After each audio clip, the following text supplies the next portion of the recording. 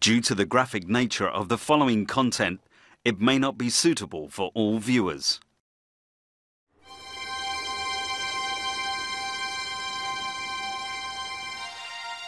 In the Sinai Desert, human traffickers have preyed on refugees. Bedouin chiefs admit they've been held in labor camps. They've told us stories of rape, torture, and even murder. But we were not prepared for the next accusation, one that seems almost impossible to believe: that refugees have literally had their organs stolen while still alive. As head of the New Generation Foundation for Human Rights, Hamdi Al-Azazi works to help refugees in Egypt. Before a few years, I heard from one Bedouins about the spare parts, body spare parts. But I can't accept in that time it is true or not true.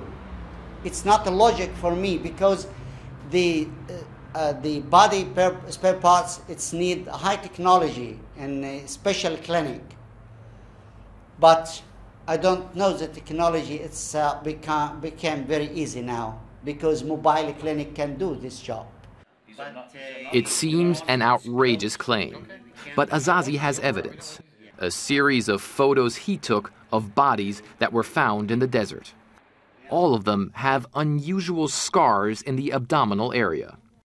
Azazi says he even knows where the operations are carried out. He claims corrupt doctors are in league with Bedouins involved in human trafficking.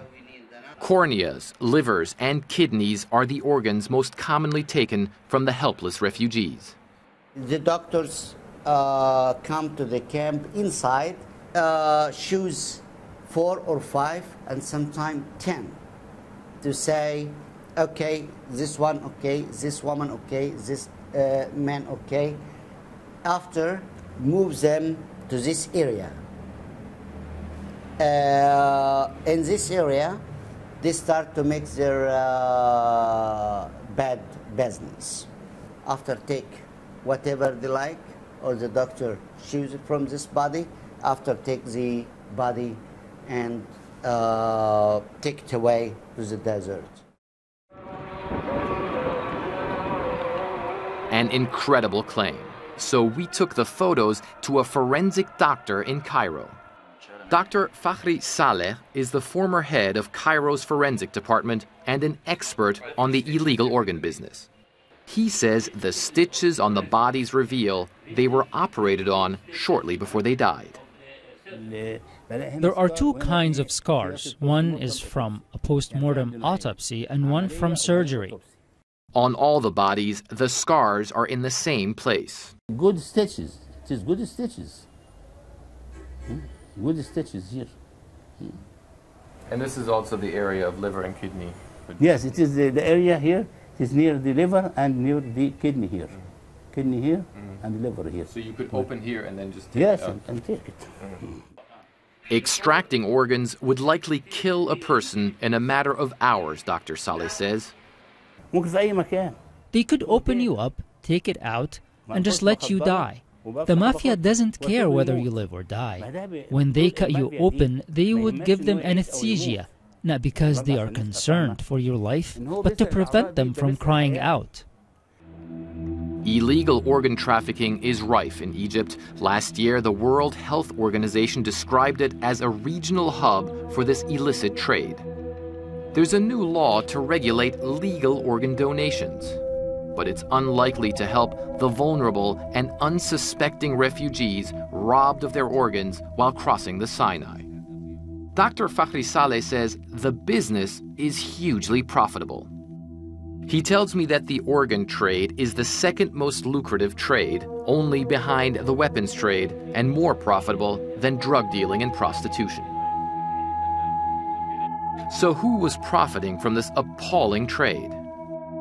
Bedouin leaders we met either denied organ theft was going on or said they had heard only rumors about it.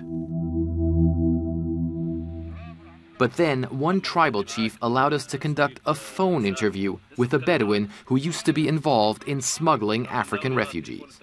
We agreed to keep his name and tribal affiliation secret. Producer Mohammed Fahmi and I asked him about the organ mafia. What he had to say was stunning.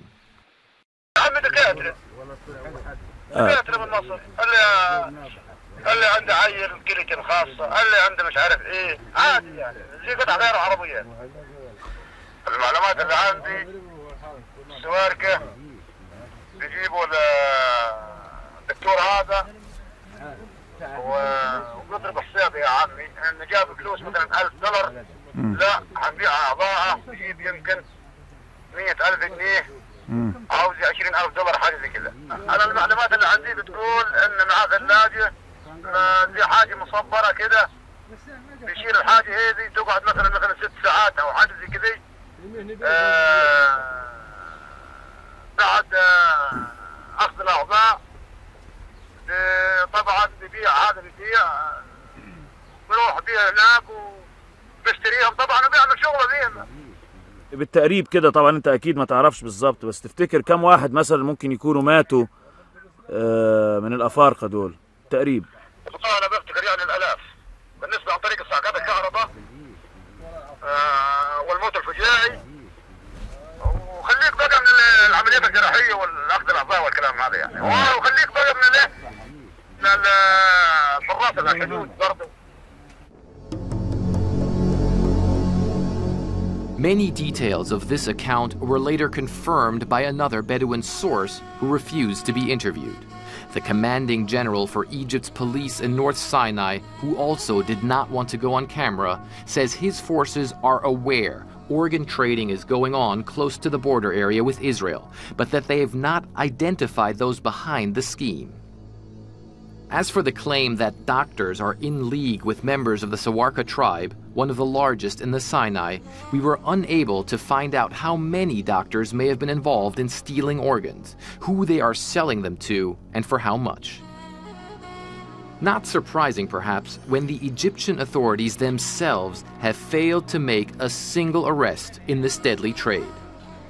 But even those refugees who managed to escape the horrors of organ harvesting or enslavement face other deadly dangers. Mere steps away from the freedom they're so desperate to earn.